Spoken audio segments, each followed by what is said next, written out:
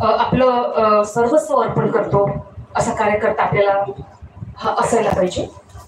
त्यानंतर Indians alliance movements आणि Ambedkar Buddhist society या संघटनेमध्ये आज सामील झालेले आमचे सर आदरणीय हृदय चक्रधर यांना मी आमंत्रित करते. त्यांनी आपले विचार आजच्या विषयावरती मांडावे.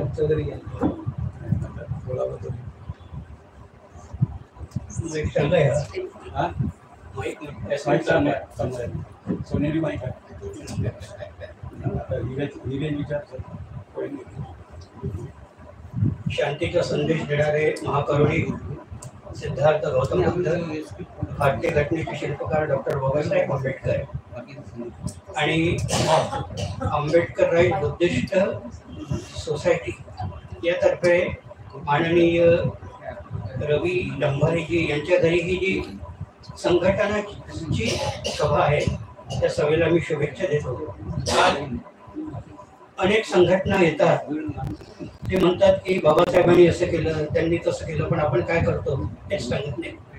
कारण खरी विद्यापीठाची जी सुरुवात आहे ती कुटुंबापासून होते आणि मुलांची खरी पहिली गुरु त्याची आई असते आणि वडील हा म्हणजे घराच्या बाहेर मुलांना नेण्याचं विद्यापीठ असतं, म्हणजे संस्काराचं विद्यापीठ आहे. ते अतिशय सुंदरसं सांगितलं आहे की कशीही असली आई तरीही आपली आई आईच असते, जगात जेव्हा आई नसते उरले तेव्हा काहीच नसते, पायही नव्हते तेव्हा आई या वाटेचे पायच झाली, हातही नव्हते तेव्हा आई कष्टकऱ्यांचे हातच झाली.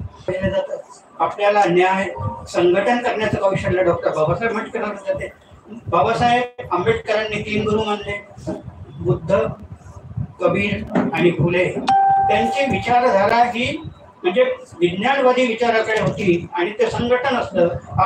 आपली मुलं म्हणजे जून महिन्यामध्ये शाळेत जातात, त्या शाळेमध्ये त्यांना संस्कार कोणते शिकवले जातात ते सरस्वतीचं पूजन करा, गणपतीची आरती म्हणा, अंक करा, ढमक करा, पसायदान म्हणा. परंतु अशा मिशनरी निर्माण करायला पाहिजे. एक कार्यकर्त्याची जबाबदारी आहे की बालसंस्कार देणे आणि ते बुद्ध वंदनेपासून शिक्षणाची सुरुवात करणं गरजेचं आहे ना. ते काम आईचं आहे. त्याच्या मुलाच्या आईला जर बुद्ध वंदना येत नसेल तर कोणते संस्कार घडवणार आहे? त्यासाठी बुद्ध वंदना, त्रिशरण जे काही असतील ते संस्कार घडणे आवश्यक आहे. चांगलं पंचशिलाचं पालन करणं आवश्यक आहे. चांगला कार्यकर्ता कोणता की जो बाबासाहेब आंबेडकर आणि सिद्धार्थ गौतम बुद्धांच्या तत्वावर चालतो तो कार्यकर्ता. आणि ते संघटन मुलांमध्ये निर्माण करण्यासाठी बाबासाहेबांचे विचार, बुद्धांचे विचार, फुल्यांचे विचार, शाहू महाराजांचे विचार जर आपण सांगितलं तर ते कधी गणपतीच्या आरतीला जाणार नाही, त्याला विरोध करतील, ते करणार नाही, कारण ते आमचं क्षेत्रच नाही.